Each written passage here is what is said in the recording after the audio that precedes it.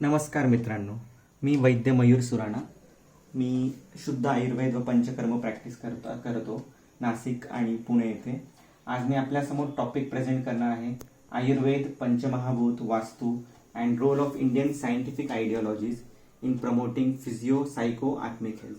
म्हणजेच थोडक्यात आपण बघणार आहोत की आयुर्वेद, पंचमहाभूत, वास्तू आणि भारतीय शास्त्र यांचा आपल्या सर्वांगीण आरोग्यासाठी कशा पद्धतीने उपयोग होत असतो.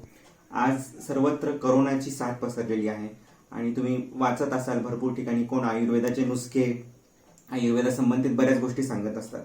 तर खरा आयुर्वेद असा आहे का? आयुर्वेद म्हणजे नेमकं काय आहे हे आपल्याला समजून घ्यायचं आहे आणि त्याचा खरा वापर आपण कसं करायचा आपल्या आयुष्यात, जेणेकरून आपली सर्वांगीण विकास आपला होऊ शकतो हे आपण बघणार आहोत. तर काही प्रश्न मी इथे उपस्थित करत आहे. या प्रश्नांची उत्तरं तुम्हाला पूर्ण स्लाइड्समध्ये मिळतील किंवा नाही मिळाले तर तुम्ही नंतर मला विचारू शकतात किंवा शेवटी मी तुम्हाला स्लाइड शोच्या नंतर या प्रश्नांची उत्तरं देईल. What do you want in life? तुम्हाला आयुष्यात नेमकं काय हवंय? याची उत्तर आयुर्वेदात आहेत, मीही देणार आहे, पण तुम्ही आता नोट करून ठेवा. तुम्हाला जर सुचत असेल तर लिहून ठेवा की what do you want in life, आयुष्यात तुम्हाला नेमकं काय हवंय. मी 5-10 सेकंड तुम्हाला देतो यासाठी.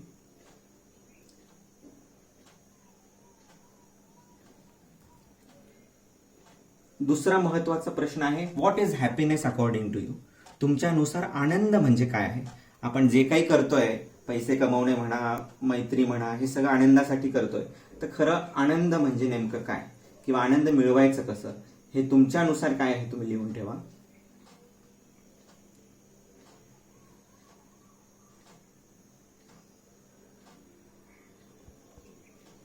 आणि तिसरा मूलभूत प्रश्न आहे की आयुर्वेद म्हणजे नेमके काय?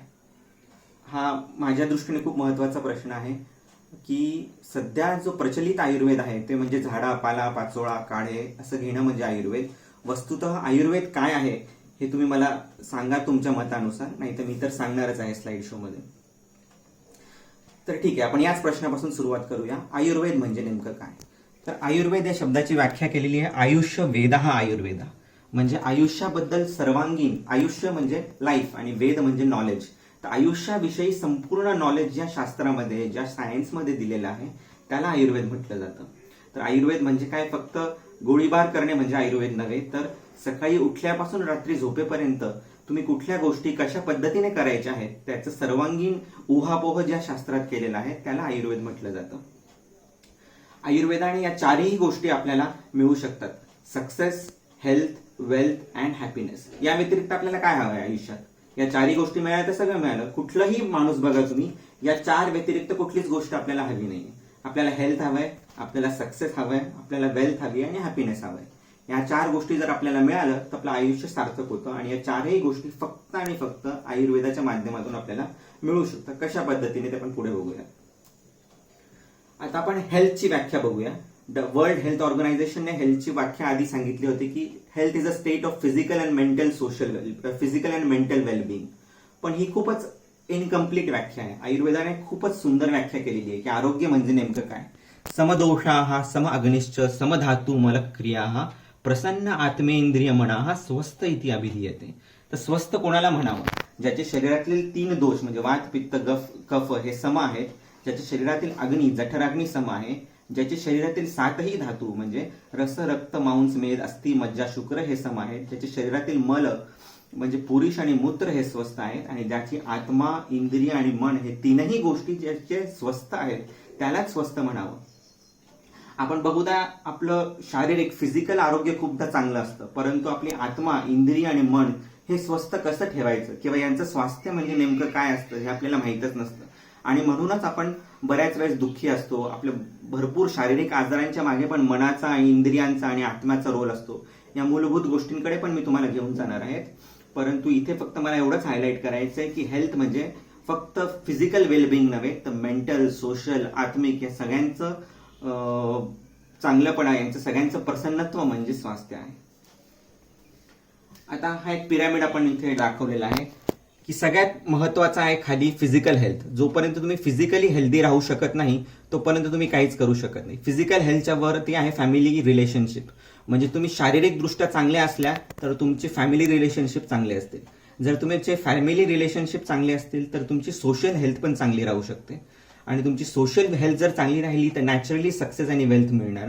आणि सक्सेस आणि वेल्थ चांगलं मिळालं की नॅचरली ब्लिस म्हणजे अल्टिमेट आनंद हे तुम्हाला मिळणारच आहे. So basic is physical health. तर फिजिकल हेल्थ कशी चांगली ठेवायला पाहिजे हे आयुर्वेदात सांगितलंय. फॅमिली रिलेशनशिप कसे चांगले ठेवायचे हे आयुर्वेदात सांगितलंय. सोशल हेल्थ बद्दल त्याच्यात माहिती दिलेली आहे. सक्सेस अँड वेल्थ हे बाय प्रोडक्ट त्याच्यातनं कसं मिळतं हे सांगितलेलं आहे. आणि यांचं परिणाम स्वरूप आनंद म्हणजे ब्लिस हे कशा पद्धतीने मिळू शकतं हे अतिशय उत्कृष्टपणे आयुर्वेदात सांगितलेलं आहे. आता आपण त्रिदंड किंवा पिलर्स ऑफ लाईफ कडे जाऊयात. जशी एखादं टिपाई असते ती 3 पायांवर उभी असते. एकही पाय जर त्याचा तुटला तर ती टिपाई जी आहे ती पडून जाते. तद्वतच आपल्या शरीरात 3 महत्वाच्या गोष्टी आहेत ज्याच्यावर आपलं शरीर अवलंबून आहेत. एक आहे आहार, दुसरं आहे निद्रा आणि तिसरं आहे मैथून. म्हणजे तुमचं आहार प्रॉपर असेल, कुठलं आहार कधी घ्यायचं, कसं घ्यायचं, किती घ्यायचं हे जर प्रॉपर असेल, तुमची झोप प्रॉपर असेल, कधी उठायचं, किती वेळ झोप घ्यायची, कधी झोपायचं, आणि मैथून म्हणजे तुमचं ब्रह्मचर्य किंवा अब्रह्मचर्य म्हणजे तुमची सेक्शुअल लाईफ प्रॉपर असेल तर तुमचं आयुष्य चांगलं राहू शकतं. पुन्हा नोट करा, these 3 are the most important things: your diet, your sleep and your sexual life. If these 3 things are proper, then you will have a very healthy life. तर आपण एक एक गोष्टीकडे जाऊया. आहार. पहिल्यांदा आहाराचं वर्णन आयुर्वेदात कशा स्वरूपात केलेलं आहे. तर आहारामध्ये एवढ्या गोष्टी सांगितलेल्या आहे जे मला तुमचं लक्ष याच्याकडे पुन्हा एकदा केंद्रित करून घ्यावंसं वाटतं की ह्या गोष्टी ज्या आहेत त्या सध्या आपल्या आहारातून गायब झालेल्या आहेत. या गोष्टींची पुन्हा आपल्याला भर करून घ्यायची आहेत आपल्या आयुष्यामध्ये. तर या नित्य सेवनीय गोष्टी आयुर्वेदात सांगितलेल्या म्हणजे आपल्या नेहमीच्या आहारात जर या गोष्टी असल्या तर आपली प्रतिकार शक्ती चांगली राहते, आपले दोष समावस्थेत राहतात, आपले धातू उत्कृष्ट राहतात. तर या गोष्टींचं आपण खूप वेगवेगळ्या प्रकारचे आहार सध्या करतोय. इंडिजिनियस डाएट आपण सोडून दिलेला आहे. मेक्सिकन डाएट, इटालियन डाएट हे करायला लागलोय. जेव्हा की आपल्या पुराण संस्कृतीमध्ये अशा प्रकारचा डाएट जास्त असायचा आणि त्यांच्यामुळे त्यांचं स्वास्थ्य चांगलं असायचं. तर हे धान्य म्हणजे कुठले, हे आहार म्हणजे कुठले तर आपण बघूया. षष्टीशाली किंवा पुराणशाली म्हणजे लाल तांदूळ, हातसडीचे तांदूळ आपण ज्याला म्हणतो, याचा वापर आपण खूप वापरायला पाहिजे. याच्यामध्ये भरपूर विटॅमिन्स, बी कॉम्प्लेक्स, कॅल्शियम, आयर्न सगळं मिळत असतं आणि हे पचायला खूप लघु असतात म्हणजे हलके असतात पचायला. याच्याने अपचन होत नाही. त्याच्यामुळे लाल तांदळाचा वापर आयुर्वेदात भरपूर केलेला आहे आणि आता भरपूर लोक याचं डिमांड सुद्धा करत आहेत. आपण सुद्धा याचा वापर करावा अशी माझी नम्र विनंती आहे. दुसरा आहे मूग. हिरवे मूग जे आहे हे नित्य सेवनीय आहे म्हणजे रोज त्याचा वापर आपण करू शकतो. याचाही वापर आपण वरणामध्ये किंवा अशा स्वरूपात करू शकतो. सेंदव मीठ म्हणजे उपवासाचं मीठ, याचा वापरही करायला पाहिजे. टाटा को टाटा कर देना चाहिए. टाटा नमक हे न वापरता सेंदव नमक हे आपल्या जेवणामध्ये असायला हवं. मिठाचं प्रमाण कमीच असायला पाहिजे कुठलंही मीठ असलं तरी, आणि त्याच्यामध्येही सेंदव मिठाचा वापर करायला हवा. चौथा आहे अमलकी म्हणजे आवळा. तर असं म्हटलं जातं apple a day keeps the doctor away. ही झाली वेस्टर्न म्हण, पण आयुर्वेदात म्हण आहे अमलकी a day keeps doctor away. अमलकी म्हणजे आवळा. तर आपल्या दृष्टीने सगळ्यात सर्वश्रेष्ठ फळ म्हणजे आवळा. आवळा कुठल्याही स्वरूपात तुम्ही नित्य खायला पाहिजे. एक तर तो आवळा असेल, मोरावळा असेल, च्यवनप्राश असेल, असं वेगवेगळ्या स्वरूपात आवळ्याचं नित्य सेवन करायला हवं. देशी गाईचं दूध आणि तूप. आता सध्या जो मिळणारं दूध आहे ते त्या प्राण्याला आपण गाय किंवा म्हैस म्हणू शकतच नाही, असे ते मॉडिफाईड व्हर्जन्स आहे गाय आणि म्हशीचं. देशी गाईचं संगोपन आपण करायला हवं आणि त्याच्यापासून मिळणारं दूध, गीर गाईचं दूध हे आपण नियमित सेवन करायला पाहिजे. आयुर्वेदात नित्य नियमित दूध आणि तूप याचं सेवन करायला पाहिजे असं सांगितलेलं आहे. फॅट्स किंवा कॅलरी कॉन्शियस, हेल्थ कॉन्शियस असं राहू नये. उलटून अशा प्रकारचं डाएट जर तुम्ही केलं तर ऑटोमॅटिक तुमचं फॅट सुद्धा चांगल्या पद्धतीने म्हणजे गुड फॅट्स ज्याला आपण म्हणतो त्याचं निर्माण होतं आणि वाईट फॅट्स याची निर्मिती बंद होते. अंतरिक्ष जल म्हणजे डायरेक्ट आकाशातून येणारं जे पाणी आहे याची साठवणूक आपण जर करू शकलो तर या पाण्यापेक्षा चांगलं दुसरं काहीच नाही. तर यासाठी सुद्धा आपण प्रयत्न करायला पाहिजे की पाण्याचं स्टोरेज, वॉटर हार्वेस्टिंग कशा पद्धतीने आपण करू शकू. पुराण यव म्हणजे जव. तर जुने जे यव आहे, जव आहे, याचा वापर आपण आहारात करायला पाहिजे. जवाचा उपयोग आयुर्वेदामध्ये डायबिटीजमध्ये, हायपरटेन्शन, ब्लड प्रेशरमध्ये भरपूर खूप सुंदर पद्धतीने केलेला आहे. तर हा एक असा धान्य आहे की जो सध्या लोप पावलेला आहे, याचाही वापर आपण करायला पाहिजे. गोधूम म्हणजे गहू. गव्हाचा वापर नवीन गहू कधीच वापरू नये. जुने गहू म्हणजे 1 वर्षाचे जुने गहू आपण वापरायला हवेत आणि हे पण नित्य सेवनीय आहे. म्हणजे मोस्टली आपल्या आहारामध्ये असल्या प्रकारचे पदार्थ जर असले तर आपल्याला स्वास्थ्य चांगलं राहू शकतं.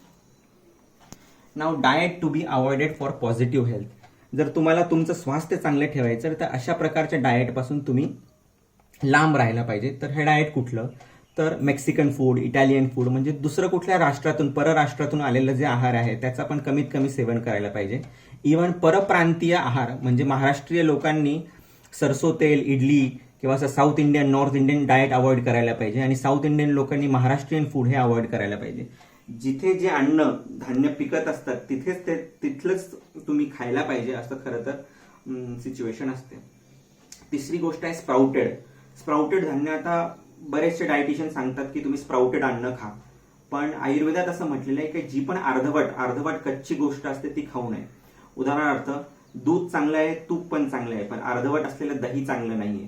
ऊसही चांगलं आहे, गुळही चांगलं आहे, पण अर्धवट असलेली काकवी वाईट आहे. तद्वतच ते धान्य पूर्ण स्वरूपात असेल तर चांगले असतात, पण परंतु स्प्राउटेड असेल तर ते वाईट आहे. म्हणजे तुम्ही हिरवे मूग अख्खे खाऊ शकतात, परंतु मोड आलेले कडधान्य हे खाऊ नये. याच्यामुळे जंत होतात, पचायला दुर्जर असतात, म्हणजे पचायला हेवी असतात आणि बाकी बरेचसे त्रास त्याच्याने होऊ शकतात. याचा अर्थ ते कधीच खाऊ नये असं नव्हे, तर कधी कधी तुम्ही खाऊ शकता, पण बेसिकली हा फूड अवॉइड करायला पाहिजे.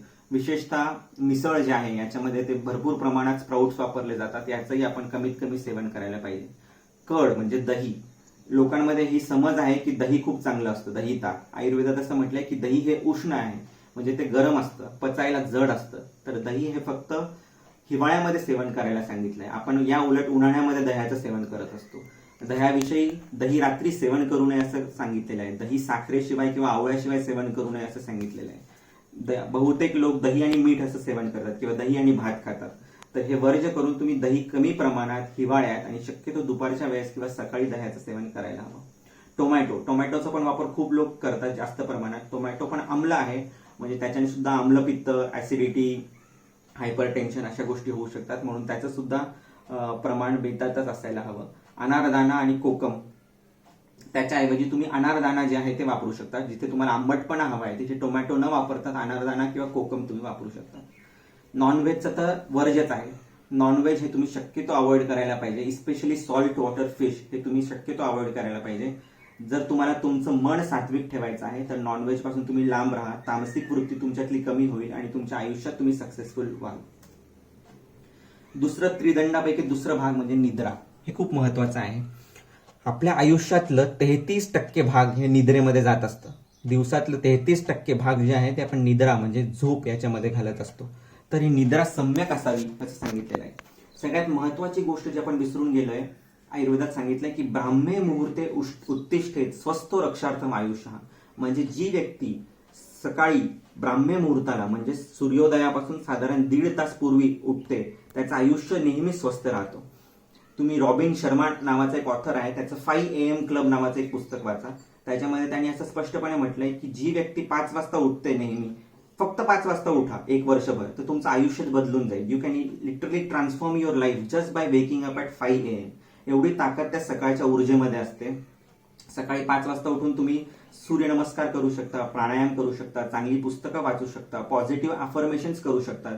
सध्या पॉझिटिव्ह अफर्मेशन्सलाही खूप हे आलेलं आहे की तुम्ही तुमचे डिझायर्स, एम्स असे लिहू शकतात आणि ते सकाळी सकाळी वाचू शकतात. मिरर मेडिटेशन करू शकता, म्हणजे मिररच्या समोर उभं राहून I am a winner, I can do it, अशा प्रकारचं तुम्ही वारंवार जर तुम्ही म्हटलं तर असा उपयोग करून घेऊ शकता. तर ही गोष्ट झाली सकाळी कधी उठावं, तर ब्राह्मी मुहूर्ताला उठावं. आता आपण बघूयात की झोपायचं कसं. खूप लोकांना झोपायचा सध्या प्रॉब्लेम, मला झोप येत नाही, या कुशीवर झोप येत नाही, दुसऱ्या जागी झोप येत नाही, टेन्शनमुळे झोप येत नाही, अशा बरेच गोष्टी आहेत. तर झोप शांत लागावी म्हणून काय करायला हवं, तर सर्वात सुंदर गोष्ट सांगितलेली पादाभ्यंग. पादाभ्यंग म्हणजे काय, तर तुमच्या तळपायांना काशाच्या वाटीने तूप लावून ते घासणे. एक साधारण 10 मिनिटं जर तुम्ही तळपायाला तूप लावून घासलं तर तिथे एक काळसर, एक ब्लॅकिश गोष्ट बाहेर निघते, ज्याच्यातनं तुमची शरीरातील उष्णता बाहेर निघून जाते. आणि पायाचा आणि शरीराचा मेंदूचा खूप मोठा संबंध आहे. जर तुम्ही नित्य अभ्यंग केला तर त्याच्यापासून तुमच्या शिराकडे जाणाऱ्या नसा ज्या आहेत ते स्वच्छ होतात, त्याच्यातली अशुद्धी बाहेर निघते आणि तुम्हाला शांत झोप यायला मदत होते. दुसरा आहे शिरोधारा. शिरोधारा ही आयुर्वेदात सांगितलेली खूप सुंदर गोष्ट आहे की ज्याच्यामध्ये तुमच्या डोक्यावर तेलाची धार धरली जाते तुमच्या या आज्ञाचक्रावरती, आणि याच्यामुळे तुम्हाला शांत झोप यायला मदत होते. हे अर्थात वैद्याच्या देखरेख खाली करायची गोष्ट आहे, स्वतःच स्वतः तुम्ही नाही करू शकत. काही मंत्र आहेत, मंत्राची अद्भुत शक्ती असते. जर तुम्ही मंत्र काही व्यवस्थित पद्धतीने उच्चारण केलं तरी तुम्हाला चांगली निद्रा यायला मदत होऊ शकते. एक मंत्र तुम्हाला या ठिकाणी मी सांगतोय, तुम्ही लिहून ठेवा. सावकाशपणे मी सांगतोय आणि त्याचा अर्थही सांगतोय. खामेमी सव्वे जीवा, खामेमी सव्वे जीवा, सव्वे जीवा खमन तुमे, सव्वे जीवा खमन तुमे, मित्ती में सव्व भूयेसु, मित्ती में सव्व भूयेसु, वेरम मध्यम न केणई, वेरम मध्यम न केणई. याचा अर्थ काय की खामेमी सव्वे जीवा म्हणजे मी सर्व जीवांना माफी देतोय. जर कोणी माझं जर हृदय कोणामुळे दुखावलं असेल तर मी त्यांना माफ करतोय. सव्वे जीवा खमन तुमे, जर त्यांचं हृदय, त्यांचं मन, त्यांचं शरीर माझ्यामुळे दुखावलं असेल तर मी त्यांना माफ करतोय. आणि माझं सर्वांशी मैत्री भाव आहे, कोणाशी वैर भाव नाहीये. मी प्रत्येक प्राणी मात्राला मित्र म्हणून बघतो, तर शत्रू म्हणून कोणालाच बघत नाही. अशी जर आपण प्रामाणिक प्रांजळ इच्छा मनापासून व्यक्त केली रात्री झोपताना, तर आपल्या शरीरातील सगळी निगेटिव्हिटी बाहेर पडून जाते आणि आपल्याला शांत झोप यायला मदत होते. चौथी खूप सुंदर गोष्ट सांगितलेली नाभीपुरण. नाभीपुरण म्हणजे आपल्या नाभीमध्ये रात्री झोपताना 4-5 थेंब तुपाचे टाकायचे. तर नाभी म्हणजे काय असते, तर लहानपणी आपलं गर्भावस्थेत असताना बाळ जो आहे तो आपल्या मातेशी नाभीने जोडलेला असतो. तर या नाभीमध्ये भरपूर ताकद असते. त्याच्यामुळे इथे टाकलेलं औषध ऍब्सॉर्ब होऊन तुम्हाला विविध प्रकारच्या आजारांपासून देखील मुक्ती देऊ शकतो. त्याच्यामुळे रात्री झोपताना आवर्जून नाभीमध्ये 4 ते 5 थेंब तुपाचे आपण टाकायला हवे. नस्य ही पण एक खूपच विलक्षण गोष्ट आयुर्वेदात सांगितली की नस्य म्हणजे काय, तर नासा ही शिरसो द्वारम असं म्हटलंय. म्हणजे डोक्याकडे जाण्याचा रस्ता नाकातून जात असतो. त्याच्यामुळे रोज रात्री झोपताना पंचेंद्रिय वर्धन तेल किंवा साधं तूप नाकामध्ये 4-4 थेंब जर तुम्ही टाकलं तर झोप तर चांगलीच येतेच, शिवाय तुम्हाला इंद्रिय प्रसन्न होतात. म्हणजे तुमचे डोळ्याचे आजार, कानाचे आजार, नाकाचे आजार होत नाही. शिरो अभ्यंग आणि अधिपती मर्म. शिरो अभ्यंग म्हणजे डोक्याची मालिश करणे एक विशिष्ट पद्धतीने.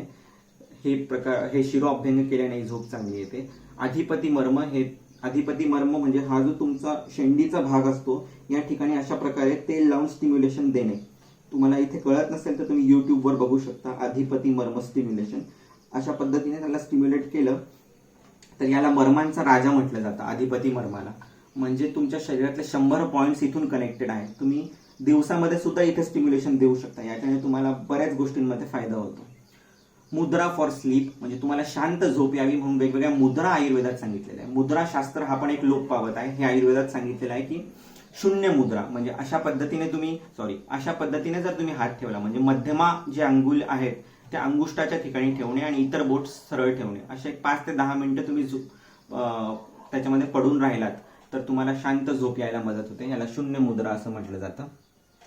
नंतर आहे योग निद्रा. तुम्ही योग निद्रेचा सहारा घेऊ शकता. युट्यूबवर योग निद्रा लावून तुम्ही झोपू शकता. No day sleeping except summers. दिवसा कधीच झोपू नये, फक्त उन्हाळा सोडून. उन्हाळ्यामध्ये तुम्हाला दुपारी झोपायची परवानगी आहे. इतर वेळेस, इतर काळामध्ये तुम्ही दुपारी झोपू नये. दुपारी झोपल्यामुळे शरीरात कफ वाढतो, अजीर्ण, जळजळ होते आणि रात्री शांत झोप लागत नाही.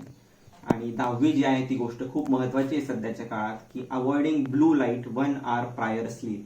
रात्री झोपण्याच्या 1 तासापूर्वी व्हॉट्सअप, मोबाईल अशा कुठल्याही गोष्टीचा वापर करू नये. या ब्लू लाईटचा खूपच वाईट परिणाम शरीरावरती होत असतो. त्याच्यामुळे तुम्ही याच्यापासून जेवढं लांब राहाल, ऍटलीस्ट झोपण्याच्या 1 तास आधी, तेवढं तुम्हाला शांत झोप यायला मदत होईल. तर आपण 2 महत्वाचे त्रिदंडापैकी गोष्टी पाहिल्या, आहार आणि निद्रा. आता तिसरं आहे मैथून म्हणजे हॅपी सेक्शुअल लाईफ. भारतामध्ये काय प्रॉब्लेम आहे मला माहित नाही की सेक्स विषयी खूप आपण प्रामाणिकपणे किंवा खूप उत्स्फूर्तपणे बोलू शकत नाही. परंतु हा एक असा विषय की ज्याच्याबद्दल क्लॅरिटी ऑफ माइंड असणं खूप आवश्यक आहे. याच्याबद्दल तुम्हाला प्रॉपर नॉलेज असणं आवश्यक आहे. तर 3 गोष्टी मी इथे सांगतो, जास्त डिटेलमध्ये जात नाही. Proper position. सेक्शुअल ऍक्टिव्हिटी करताना पोझिशन जी आहे ते मिशनरी पोझिशन सांगितलेली आहे. तर मिशनरी पोझिशनमध्येच सेक्शुअल ऍक्टिव्हिटी व्हायला पाहिजे. इतर पोझिशन शक्यतो आपण टाळायला पाहिजे. त्याच्याने भरपूर आजार होतात. याच्यावरती एक वेगळं लेक्चर होऊ शकतो, परंतु सध्या आपण इथे टाइमची मर्यादा आहे, त्याच्यामुळे मी फक्त तुम्हाला इथे थोडक्यात त्या गोष्टी सांगतो. Proper time. आता मी भरपूर पेशंट असे बघत असतो की जे येतात त्यांना इन्फर्टिलिटीचा प्रॉब्लेम म्हणजे मूल बाळ होत नाही किंवा शारीरिकदृष्ट्या वीक असतात, असे भरपूर त्रास यांना होतो. तर सध्याचं काय आहे झालेलं आहे की IT मध्ये काम करणारे भरपूर लोक आहेत. ते सकाळी 10 वाजता कामाला जातात, रात्री 8-9 वाजता येतात, 10 वाजता झोपतात, 10 वाजता जेवण करतात आणि नंतर झोपतात. आणि 11-12 वाजता मैथून होतं. म्हणजे जेवणाच्या साधारण 1-1.5 तासात 2 तासानंतर मैथून क्रिया घडली जाते. म्हणजेच पोटामध्ये अन्न असताना जेव्हा तुम्ही सेक्शुअल ऍक्टिव्हिटी करताय तेव्हा तो सगळा रक्तपुरवठा नेमका कुठे जाईल, कन्फ्यूज होऊन जाईल ना रक्त, की पोटामधलं अन्न पचवावं की तो रक्तपुरवठा सेक्शुअल ऍक्टिव्हिटीसाठी सेक्शुअल ऑर्गन्सकडे पाठवावं. त्याच्यामुळे असं सांगितलंय की रिक्त पोटी मैथून व्हायला हवे. म्हणजे तुमच्या जेवणामध्ये आणि मैथून क्रियामध्ये कमीत कमी 5 तासाचा अंतर असायला हवा. म्हणजे तुम्ही 8 वाजता जर जेवण केलं तर 1 किंवा 2 वाजता हे मैथून व्हायला पाहिजे. म्हणून लवकर जेवण करणे ही काळाची खूप मोठी गरज आहे. सूर्यास्ताच्या आधी जेवण करणे खूप मोठी गरज आहे. तसं शक्य होत नसेल तर रात्रीचं डाएट लाईट करून एक थोडं उशिरा आपण जर हलकेपणा शरीरात निर्माण झालं त्यानंतर जर मैथून केलं तर स्वास्थ्य तुमचं चांगलं राहू शकतं आणि इन्फर्टिलिटी वगैरे सारख्या गोष्टी सुद्धा त्यांचं प्रमाण कमी होऊ शकतो. तिसरी महत्वाची गोष्ट आहे की ऍज पर ऋतू खूप लोक असे असतात की नित्य नियमित मैथून करतात. अहो, शुक्र धातू हा तुमचा सगळ्यात सारवान धातू आहे, सगळ्यात सौम्य धातू आहे. जर तुम्ही त्याला वेस्ट करत राहिला रोज नित्य नियमितपणे तर तुम्हाला शारीरिक आजार तर होणारच, शिवाय तुम्ही मानसिक दृष्ट्या पण कमकुवत होऊन जाणार. त्याच्यामुळे आयुर्वेदात सांगितलं की नित्य नियमित मैथून करू नये, ऍज पर ऋतू करावं. म्हणजे काय, जेव्हा तुमचं बल चांगलं असतं, म्हणजे उदाहरणार्थ हिवाळ्यामध्ये तुम्ही रोजही करू शकता, पण उन्हाळ्यामध्ये 3 दिवस आड किंवा 15 दिवस आड मैथून करायचं आहे. रोज मैथून करायची गोष्ट नाहीये. त्याला खूप युक्तिपूर्वक आणि चांगल्या पद्धतीने त्याचं सेवन करायला पाहिजे. खाली फोटो आहे पान वगैरे या गोष्टींचा. तर मैथुनाच्या पूर्वी किंवा नंतर पान खायची सवय होती, पान खायची एक प्रथा होती. तर तुम्ही नित्य नियमित मैथुनाच्या आधी पान, त्याच्यामध्ये बाकी सुपारी वगैरे टाकू नये, पानमध्ये गुलकंद, ज्येष्ठमध अशा गोष्टी टाकून तर पानाचं आपण सेवन करू शकतो, जेणेकरून मैथून क्रिया ही सुकर होईल. तर आपण ती दंड पाहिले. आता थोडीशी पंचमहाभूताविषयी माहिती घेऊया की शरीरामध्ये पंचमहाभूत हे सृष्टीचा मूलभूत आहे. म्हणजे सृष्टी जी आहे ती या पंचमहाभूतांपासून बनलेली आहे. पृथ्वी, जल, तेज, वायू आणि आकाश या 5 तत्वांव्यतिरिक्त कुठलाच तत्व युनिव्हर्समध्ये नाहीये. अर्थातच हे 5 तत्व आपल्या शरीरात सुद्धा आहे आणि या 5 तत्वांचं रिप्रेझेंटेटिव्ह शरीरामध्ये वात, पित्त आणि कफ या 3 दोषांमार्फत केलेलं आहे. आकाश आणि वायू हे जर एकत्र आले तर वात दोष बनतो, अग्नीपासून पित्त दोष बनतो आणि पृथ्वी आणि जल महाभूत एकत्र आले तर कफ दोष बनतो. आणि हे 3 दोष जर शरीरात व्यवस्थित असतील तरच तुमचं आरोग्य चांगलं राहू शकतं. हे 3 दोष जर बिघडले तर तुम्ही आजाराला बळी पडू शकता. पुन्हा एकदा सांगतोय की वात, पित्त, कफ याचं कार्य काय. वाताचं कार्य आहे मुवमेंट्स, वेगवेगळ्या प्रकारची मुवमेंट जी आपण करतोय ती वातामुळे होत असते. आणि हे याचं प्रतिनिधी आहे विंड एनर्जी. म्हणजे निसर्गामध्ये आपण म्हणतो ना की पिंडी ते ब्रह्मांडी, की ब्रह्मांडामध्ये जसं विंड आहे, वारा आहे, तसं पिंडामध्ये वात दोष आहे. पित्त दोष हे हीट रेग्युलेशन करतो, म्हणजे आपल्या शरीरामधलं मेटाबॉलिझम चांगलं करायला मदत करतं. त्याचं प्रतिनिधी युनिव्हर्समध्ये सन म्हणजे सोलर एनर्जी आहे. आणि कफ दोष म्हणजे स्ट्रेंथ, तुम्हाला जे बल आहे, इम्युनिटी आहे ती कफ दोषामुळे आहे आणि त्याचं प्रतिनिधी म्हणजे मून किंवा लुनार एनर्जी या स्वरूपाचं आहे. वात दोषामुळे मोशन व्हायला मदत होते, पित्त दोषामुळे टेम्परेचर कंट्रोल होतं आणि कफ दोषामुळे न्यूट्रिशन, नरिशमेंट चांगली व्हायला. नेक्स्ट इम्पॉर्टंट गोष्ट आहे म्हणजे सोशल हेल्थ. याचा उहापोह खूप शास्त्रांमध्ये केलेला आढळत नाही, पण तुम्ही समाजामध्ये कसं वावरायचं जेणेकरून तुमचं सामाजिक आरोग्य चांगलं राहील याचं खूप सुंदर पद्धतीने विश्लेषण आयुर्वेदामध्ये केलेलं आहे. याचे भरपूर श्लोक, सूत्र आहेत, ते आता मी इथे सांगू शकत नाही, परंतु तुम्ही जर चरक संहिता किंवा वाग्भट संहिता हे जर परचेस केली तर आणि त्याच्यात तुम्हाला या सगळ्या गोष्टींचं विश्लेषण आपलं डिटेलिंग तुम्हाला मिळेल. Now very important thing again is your happy hormones. तर मॉडर्न सायन्सने 4 प्रकारचे हॅपी हॉर्मोन सांगितले की हे जर सिक्रीट झाले तर तुम्हाला आनंद किंवा ब्लिस ही नावाची गोष्ट मिळायला मदत होते. एन्डॉर्फिन, ऑक्सिटॉसिन, सिरोटोनिन आणि डोपामिन. तर एन्डॉर्फिन हे शरीरात कशाने सिक्रीट होतं? एक्सरसाइज केल्याने आणि लाफ्टरमुळे. जर तुम्ही नित्य नियमित हसत राहिलात, लोकांशी चांगला हसून मिळून वागलात आणि नित्य नियमित एक्सरसाइज केली तर तुमचं एन्डॉर्फिन सिक्रीट होतं, ज्याच्यामुळे तुम्ही नेहमी आनंदी, प्रसन्न राहतात. Second is oxytocin, called as hug hormone. म्हणजे तुम्ही तुमच्या एखाद्या मित्राला चांगल्या पद्धतीने एखाद्याला हग केलं, एखाद्याला चांगल्या पद्धतीने त्याच्या पाठीवरून हात फिरवलं, त्याला चांगल्या पद्धतीने तुम्ही एक मस्त गुड टच दिला. There are 2 types of touch, good touch and bad touch. तर एखाद्याला चांगल्या पद्धतीने तुम्ही हाताने त्याला एक स्पर्श दिला तर या स्पर्शाच्या माध्यमातून सुद्धा तुमच्या शरीरात ऑक्सिटॉसिन सिक्रीट व्हायला मदत होते. मुन्नाभाई MBBS पिक्चर तुम्ही पाहिला असेल की ज्याच्यामध्ये तो जादूची झप्पी म्हणत असतो. ते जादूची झप्पीमध्ये खूप ताकद असते हे आपण पाहिलंच आहे पिक्चरमध्ये आणि ते खरंही आहे. तिसरं आहे सिरोटोनिन. सिरोटोनिन म्हणजे देण्याचा हार्मोन. समाजाला आपल्याला काहीतरी देणं लागतं, समाजाला आपलं काहीतरी देणं लागतं, तर समाजाकडून आपण ज्या गोष्टी घेतलेल्या आहेत ते जर आपण दिल्या, म्हणजे मी डोनेशन केलं, कोणाला हेल्प केली, कोणाला मदत केली वेगळ्या प्रकारची, कधी आर्थिक मदत असू देत, कधी मैत्री म्हणून मदत असू देत, कधी कुठल्या फिजिकल फॉर्ममध्ये मदत असू देत, अशा प्रकारची मदत तुम्ही केली तर फायदा त्या व्यक्तीला तर होतोच, पण जास्त फायदा तुम्हाला होतो, कारण त्याच्याने सिरोटोनिन सिक्रीट होतं, ज्याच्याने तुम्हाला आनंद मिळू शकतो. चौथी गोष्ट आहे डोपॅमिन. डोपॅमिन कशाने सिक्रीट होतं तर एखाद्याला ॲक्नॉलेज केल्याने, एखाद्याचं कौतुक केल्याने. आपण बऱ्याचदा बघतो की आपल्या परिसरामध्ये, आपल्या घरामध्ये आपले मेड्स असतात, त्यांना आपण कधी ॲक्नॉलेज करत नाही. आपले ऑफिसमध्ये कलिग्स असतात, त्यांनी छोटं मोठं काम केलं तर आपण त्यांना ॲक्नॉलेज करत नाही. तर ही गोष्ट, ही सवय आपण आतमध्ये आपण आजपासून लावून घेऊया की एकमेकांना ॲक्नॉलेज करणे. छोटंसं जरी काम केलं तर त्याला सांगता यायला पाहिजे की अरे वा तू खूप छान काम केलंस. याच्याने त्याला तर प्रोत्साहन मिळतो, शिवाय आपल्या शरीरात डोपॅमिन सिक्रीट व्हायला मदत होते. आणि फक्त दुसऱ्यालाच नव्हे तर स्वतःलाही ॲक्नॉलेज करायला हवं. बऱ्याचदा आपण स्ट्रेसमध्ये असतो, डिप्रेशनमध्ये असतो, तर स्वतःलाही मी असं खूपदा सांगत असतो लोकांना की तुम्ही पॅट युअर बॅक. कधी तुम्ही चांगलं काम केलं किंवा नवीन कुठलं तरी काम केलं तर स्वतःलाच एकदा शाबासकी द्यायची की अरे वा तू खूप छान काम केलंयस. तर याच्याने तुमच्या शरीरामध्येच डोपॅमिन सिक्रीट व्हायला मदत होते, जेणेकरून तुम्हाला आनंदाची प्राप्ती होऊ शकते. नाव next point is mental health. ही सध्याच्या काळाची खूप मोठी गरज आहे.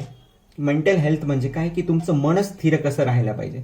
बऱ्याचदा आपण काय करतो, एक काम करत असताना दुसऱ्या गोष्टीचा म्हणजे पास्टचा विचार करत असतो किंवा फ्युचरचा विचार करत असतो. बायकोने माझ्यासाठी काय केलेलं आहे स्वयंपाकामध्ये, हा फ्युचरचा विचार, किंवा बायको मला मारून इकडे आलेली आहे, मी बायकोचं मार खाऊन इकडे आलेलो आहे, असा पास्टचा विचार. असं काहीतरी करून आपण वावरत असतो. So never be in the past or future, always be in the present. जो काम करताय तेच काम करा, त्याच्याने तुमचं मेंटल हेल्थ व्यवस्थित राहायला मदत होईल. Second thing is do you react or do you respond. आपण बऱ्याचदा कुठल्याही व्यक्तीला, कुठल्याही गोष्टीला रिॲक्ट करत असतो, म्हणजे आपण थांबत नाही, आपण विचार करत नाही की एखाद्या व्यक्तीने ही गोष्ट आपल्याला का सांगितली असेल, लगेच उत्तर द्यायला मोकळे होऊन जातो. तर टेक अ पॉज, थोडंसं थांबा आणि रिस्पॉन्ड करा, थोडंसं विचार करा की या व्यक्तीने असं का केलं असेल, या परिस्थितीचा सामना आपण एकदम करायचा आहे की थोडं विचारपूर्वक करायचा आहे. So start responding rather than reacting. Third important thing is forgive and forget. तुमच्या डोक्यामध्ये खूप कचरा साठवून ठेवू नका. एखादा माझ्याशी असाच वागलाय, या तारखेला, काही लोक तर तारखेनिशी लक्षात ठेवतात की या तारखेला इथे वाजता, तुम्ही 3 इडियट्स पिक्चर तुमच्या लक्षात असेल की तो जो काय नाव आहे त्याचा, चतुर, तो एकदम लक्षात ठेवतो की 5 सितंबर के दिन मैं आपके साथ ऐसा ऐसा करूंगा. So why you need all such things. ये सब कचरा निकाल दो दिमाग में से. कोणाच्या विषयीचं वाईट भाव आपल्या डोक्यात ठेवू नये. Forget certain things and forgive everyone. एखादा तुमच्याशी वाईट वागला असेल तर तेव्हा पुरता राग असणं स्वाभाविक आहे, पण तो सोडून द्या. तो क्षमा वीरस्य भूषणम असं म्हटलंय की क्षमा हा एक खूप मोठा धर्म आहे. त्याच्याने आपण तर रीत होतोच, दुसऱ्याला तर चांगलं वाटतंच, आपणही रीत होतो आणि आपलं मन हलकं होतं. तर या गोष्टी साठवून ठेवल्याने बरेचसे आजार होतात. आत्मिक हेल्थ ही खूपच वेगळी अशी कन्सेप्ट आहे. आत्म्याचा विचार तर आपण कधी करतच नाही. आपल्याला वाटतं आत्मा म्हणजे फक्त अध्यात्म किंवा स्पिरिच्युअलिटीशी रिलेटेड गोष्ट आहे, तर असं नाहीये. वेदांतात असं दिलेलं आहे की आपलं शरीर पंचकोशापासून बनलेलं आहे. अन्नमय कोश, प्राणमय कोश, मनोमय कोश, विज्ञानमय कोश आणि आनंदमय कोश. तर आत्मा जो आहे तो आनंदमय कोशाचा भाग आहे. म्हणजे तुम्हाला जेव्हा आनंद मिळत असतो तो आत्म्याच्या लेवलला मिळत असतो. तर ह्या आत्म्याची हेल्थ राखण्यासाठी आपण काय करायला हवं, तर काही गोष्टी इथे दिलेल्या आहेत. अहम ब्रह्मास्मी, याचं नित्य स्मरण आपण ठेवायला पाहिजे की मी ब्रह्माचा अंश आहे, मी आणि ब्रह्म एकच तत्व आहे, असं नित्य स्मरण राहणे किंवा हे नित्य मंत्रासारखं जप करत राहणे. Then all I have is yours. अहंकार कधीच तुमच्यामध्ये असू नये. जे काही मला मिळालेलं आहे ते या परमात्म्याचंच आहे. आपण त्याचे अंश आहोत, फक्त या जन्माला आलेलो आहेत म्हणून आपण घेतोय, पण खरं सगळं त्याचं आहे. हा भाव नेहमी आपल्यामध्ये असायला हवा. ओंकाराचं उच्चारण रोज कमीत कमी 10 मिनिटं करायला हवं. ओंकार हा युनिव्हर्सल ब्रह्माचा नाद आहे, तर ओंकाराचे उच्चारण केल्याने आपण डायरेक्ट परमात्म्याशी कनेक्ट होऊ शकतो. चॅरिटेबल डोनेशन्स म्हणजे नॉट ओनली इन फक्त पैशाच्या स्वरूपात नव्हे, जसं मी सोशल हेल्थमध्ये सांगितलं होतं की वेगवेगळ्या प्रकारचं दान केल्याने सुद्धा आपला अहमभाव कमी होतो आणि आपला आत्म्यावरील कर्माचे आवरण जे आहे ते दूर व्हायला मदत होतात आणि आत्मा जो आहे तो त्याची चैतन्याची अभिव्यक्ती खूप चांगल्या पद्धतीने शरीरामध्ये होते. हा जो श्लोक आहे चरक संहितेतील आहे. I request all of you to take a screenshot of this. खूपच महत्त्वाचा श्लोक आहे की आचार रसायन नावाचे एक कन्सेप्ट आहे. रसायन हे व्यवहारात वापरलेली संज्ञा आणि आयुर्वेदात सांगितलेलं रसायन याच्यामध्ये खूप फरक आहे. तर रस म्हणजे आत्मा आणि अयन म्हणजे मार्ग, म्हणजे आत्म्याकडे जाण्याचा मार्ग, म्हणजे सर्वोच्च सुख जर तुम्हाला मिळवायचं असेल तर त्यासाठी कुठल्या गोष्टी तुम्ही करायला हव्या या चरक संहितेत खूप चांगल्या पद्धतीने दिलेल्या आहेत. त्यांनी असा श्लोक दिलेला आहे, त्यापैकी काही गोष्टी मी सांगतो. सत्यवादीनं नेहमी खरं बोलावं, शक्यतो खोटं बोलू नये. खरं बोलल्याने आपल्या कर्माचे आवरण दूर होतात आणि नॅचरली आपल्याला आनंदाची अभिव्यक्ती होते. अक्रोधम, क्रोध करू नये. निवृत्तम मद्य मैथुनात, मद्य आणि मैथुनाचं सेवन कमीत कमी करावं, मद्याचं तर करूच नये. अहिंसकम, अहिंसकम म्हणजे काय तर कोणाचं मन सुद्धा दुखवू नये. एखाद्याला मारणं तर आहेच, मारू नये हे तर आहेच, पण एखाद्याचं मन सुद्धा दुखवू नये. अनायासम प्रशांतम, आतमधून तुम्ही शांत असायला हवे. काही लोक फक्त बाहेरून शांत दिसतात, आतमधून मात्र क्रोधित असतात. तर तसं नव्हे, तुम्ही प्रशांत, प्रकर्षण शांत येते. प्रियवादिनम, नेहमी प्रिय बोलावं. असं म्हटलं जातं की सत्य हे कटू असतं, पण असं नसतं. सत्य हे प्रियही असू शकतं. अशा प्रकारे प्रिय तुम्ही बोलायला पाहिजे. जप शौच परम नित्यम, नियमित कुठलं तरी जप, अहम ब्रह्मासी किंवा ओंकार किंवा मृत्युंजय जप, याचा जप करायला पाहिजे. दान नित्यम, रोज काही ना काही स्वरूपाचं दान करायला हवं. देव, गो, ब्राह्मण, आचार्य यांची सेवा करायला हवी. गुरु आणि वृद्ध यांची सेवा आणि आचरण करायला हवं. समजागरण स्वप्नम, म्हणजे नित्य योग्य वेळी उठावं आणि योग्य वेळी झोपावं. नित्य शिरघृताशिनम, रोज दूध आणि तूप घ्यावं. इत्यादी जरी गोष्टी तुम्ही केल्या तर तुमचं सगळंच हेल्थ, फिजिकल, मेंटल, सोशल, आत्मिक हेल्थ चांगलं राहू शकतं. तर मित्रांनो, तुम्हाला एवढंच सांगायचं होतं की आयुर्वेद जे आहे ते काही फक्त झाडापाल्याचं सायन्स नव्हे, तर आयुर्वेद हे आयुष्य वेद आहे. अनेक गोष्टी बारकावे त्याच्यामध्ये दिलेल्या आहेत. तर तुम्ही भोंदूगिरीला बळी पडू नका, फक्त पाला पाचोळा याच्या मागे लागू नका. आयुर्वेद हे जिवंत शास्त्र आहे. आपल्या ऋषीमुनींनी म्हणजे आपल्या सुपर सायंटिस्टनी लिहिलेलं शास्त्र आहे. स्वार्थ प्रेरित होऊन त्यांनी लिहिलेलं शास्त्र नव्हे, तर लोक कल्याणासाठी लिहिलेलं शास्त्र आहे. याच्यातली एक गोष्ट सुद्धा खोटी नाहीये. प्रत्येक उक्ती ही खरी आहे आणि त्याच्यामुळे असं म्हटलंय की आयुर्वेदोपदेशेषु विधेया परमादरा. आयुर्वेदाविषयी प्रत्येक गोष्टीविषयी तुम्हाला आदर नव्हे तर परम आदर, सुपरलेटिव्ह डिग्रीची रिस्पेक्ट असायला हवी. श्रद्धावान लभते ज्ञानम असं म्हटलंय. जर तुम्हाला श्रद्धा असेल तर त्याच्यातून तुम्हाला योग्य ज्ञान मिळू शकतो आणि योग्य ज्ञान मिळालं तर तुम्ही योग्य आचरण करू शकता. हे काही आयुर्वेदिक थेरपीज आहे. पंचकर्म, वमन, विरेचन, नस्य, बस्ती, रक्तमोक्षण जे मी करत असतो. माझा नंबर सुद्धा नोट करून ठेवा तुम्ही, 9503504200. नाशिकमध्ये मी प्रॅक्टिस करतो. पुण्याला वारजे या ठिकाणी प्रॅक्टिस करत असतो. माझ्याकडे यावं म्हणून मी तुम्हाला सांगत नाहीये. तर तुम्हाला आयुर्वेदाविषयी कुठलीही शंका असेल तर तुम्ही मला फोन करून विचारू शकता. खरं आयुर्वेद तुम्ही समजून घ्या, हीच कळकळीची विनंती आहे. खोट्या गोष्टींमागे लागू नका. त्यासाठी खरं आयुर्वेद काय आहे हे समजून घ्या. आणि आपला जो शास्त्र आहे, असं वेळ येऊ नये की फॉरेनर्सनी आपलं आयुर्वेद त्यांच्याकडे घेऊन जावं आणि ते त्यांच्या भाषेमध्ये, त्यांच्या राईस प्लेटमध्ये आपल्याला सर्व करावं. So understand our Ayurveda in our way and try to spread it to the masses. ही काही अजून थेरपीज आहे जी माझ्या क्लिनिकमध्ये करत असतो. अग्निकर्म नावाची एक थेरपी आहे की कुठल्याही सांधेदुखीवर याचा उत्कृष्ट उपयोग होतो. शिरोधारा तुम्हाला सांगितलंच आहे, डोक्यावर तेलाची धार धरणे. म्युझिक थेरपी मी काही आजारांमध्ये, कपिंग थेरपी नाव आहे, स्किन डिझीजमध्ये किंवा मस्क्युलोस्केलेटल डिझीजमध्ये त्याचा उपयोग केला जातो. ऑटोमेटेड ट्रेडिशनल नाडी परीक्षण, म्हणजे माझ्याकडे मशीनद्वारे नाडी परीक्षणाची एक पद्धत आहे जी आयुर्वेदाचा खूप मूलभूत उपचार पद्धती. मला इथे बोलण्याची संधी दिली आणि आपणही मला शांतपणे ऐकून घेतलं याबद्दल आपल्या सगळ्यांचा आभार. थँक्यू.